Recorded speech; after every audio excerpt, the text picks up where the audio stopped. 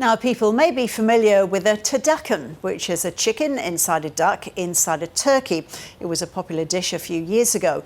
Well, a prehistoric turducken has been discovered in outback Queensland. In a world first, paleontologists have unearthed fossilised evidence of a marine reptile eating a flying reptile, and both then being taken by one of the largest predators to patrol Australia's inland sea. Here's lead researcher Dr. Matt White to tell us more. Hi there, Matt. So we've lightheartedly explained that with using the idea of a turducken, but explain what you've found. Yeah, well, this fossil was found in 2019 by a family that were just visiting Kronosaurus Korner out at Richmond, Queensland, and everybody can go out to the pits and have a dig at any time they like. And it was really amazing when they brought in this bunch of bones into the museum to identify, and just labelled it bag of bones. So finally this ichthyosaur, which we identified those bones belong to, has been nicknamed Bob. Now, about 3 years later, the curator at the time, he went out to the site and had a look. It's just 3 years because there were so many fossils we had to excavate before this one. But he started to uncover this specimen, and it was spread over 8 metres in the ground. So it took him quite a while to excavate that whole area. Yeah. And then we had to go, well, how do you get it out of the ground? So it was segmented up into 6 big plaster jackets, removed and taken back to the museum, and that's where we started to prepare the specimen. So it was over 600 hours of painstakingly prepping away the rock, and that's when we found all these really cool bones. And it was just what the information of the bones was telling us, because we had the skull, we had the big rib cage, and we had the tail. So when it died, it had to have at least fallen on the ocean floor with some soft tissue preserved.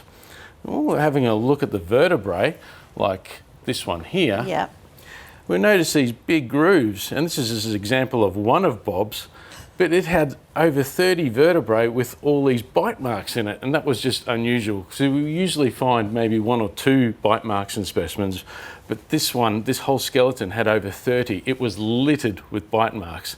And it's so unusual to have so many preserved. And the only animal that could have inflicted those bite marks was a massive pliosaur that in Australia seas, it was called Kronosaurus. Mm-hmm. And this is one of its teeth. So it had over 80 of these teeth within the dentary, the whole mouth, yes. Sorry. And so these are the ones that actually caused the grooves in these vertebrae. So it's a sequence of events then. This is the stomach contents. Yeah, that's right. Of this animal, which was killed by that one. So it's a kind of a crime. You've called it prehistoric, frozen in time. It's a story frozen in time. Yeah, that's right. And this is the first time ever. We had a look and we found actual blobs behind the skull.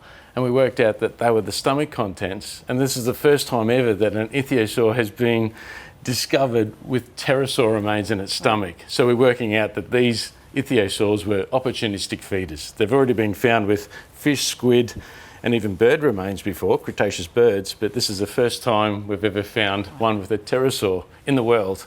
And this was found by people just going out for a fossick. That's right. They were just going out there to have a look, and that means anybody can come out to Richmond, have a fossick, and they could be finding discoveries like this, and be citizen science should be part of the paleontology team finding these discoveries. So prehistoric seas were a pretty violent place. It was 100 million years ago, yeah. It was quite a few. It was the largest carnivore on the planet patrolling those oceans. So, yeah, the Kronosaurus would have been a formidable animal to encounter.